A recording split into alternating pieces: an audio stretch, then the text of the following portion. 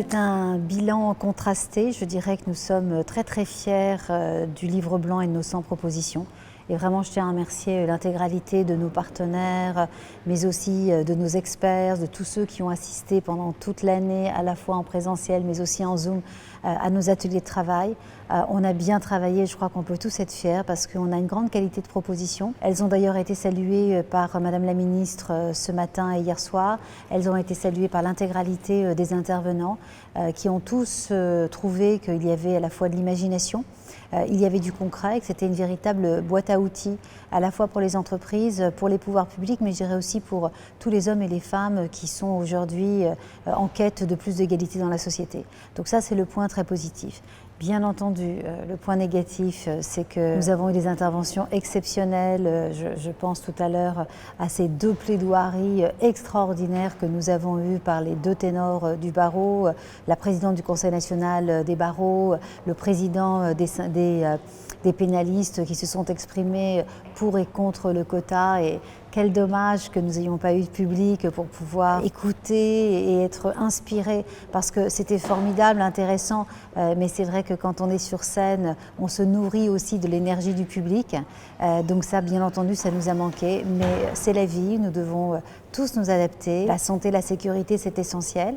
Et puis, lorsqu'on dit que les nouvelles qualités des leaders, eh bien, c'est l'agilité. Nous avons fait preuve d'agilité, et c'est le message que j'ai envie de transmettre à toutes et tous ceux qui nous regardent, c'est qu'il n'y a rien de définitif face à une situation, face à un problème. Eh bien, c'est parfois une façon de se réinventer. Et c'est ce que nous avons fait. Nous allons certainement gagner en visibilité grâce à vous, puisque vous allez tous regarder cette édition et qu'on vous encourage en plus à les mettre sur vos LinkedIn, à les tweeter, etc. et en discuter. Mais on a besoin de vous et de vos retours parce que vous nous avez manqué aujourd'hui. Mais en revanche, n'hésitez pas à voter parce que vous pourrez voter. N'hésitez pas à vous exprimer. Et voilà, votre énergie, vos retours, votre interaction nous a manqué, mais nous sommes persuadés que grâce au réseau, grâce au site internet, nous pourrons retrouver cette complicité, cette proximité avec vous.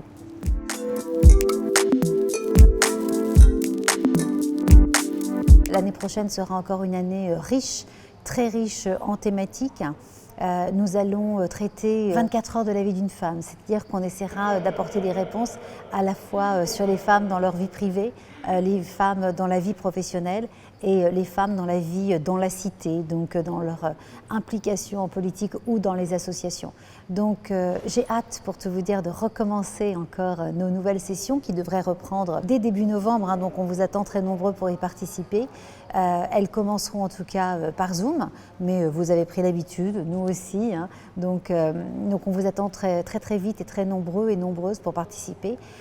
Parmi les grandes thématiques que nous allons aborder, on abordera des thématiques comme les femmes, l'environnement et le climat, parce que c'est un sujet important. On abordera aussi les nouvelles compétences dans le milieu du travail, les femmes après 50 ans, comment valoriser leur expérience et parfois plus de liberté, donc plus de temps, c'est comment est-ce que les entreprises et la cité doivent les valoriser. On abordera les femmes et le sport aussi, comment lutter contre la violence et contre les inégalités dans le sport, et aussi l'engagement des femmes en politique ainsi que dans les associations. Autre sujet essentiel aussi, eh bien, ça sera aussi la sexualité, parce que quand on parle de la confiance en soi, qui est un élément majeur, qui est revenu à plusieurs reprises dans nos ateliers, on sait aussi que malheureusement la progression du porno chez nos jeunes peut avoir un impact majeur sur la confiance en soi des jeunes femmes. Donc, eh bien, on a des sujets difficiles en perspective où le think tank Marie-Claire Agir pour l'égalité va tenter de se positionner et encore une fois d'élaborer des propositions concrètes avec des acteurs majeurs. J'invite également encore plus d'entreprises à nous rejoindre, c'est important. Plus nous serons nombreux, plus nous serons impactants. L'union fait la force, donc je vous attends très nombreux à nos côtés pour cette nouvelle année qui s'annonce. C'est vraiment très difficile, mais néanmoins je vais en retenir une, c'est celle de mettre en place la journée de l'égalité à l'éducation nationale.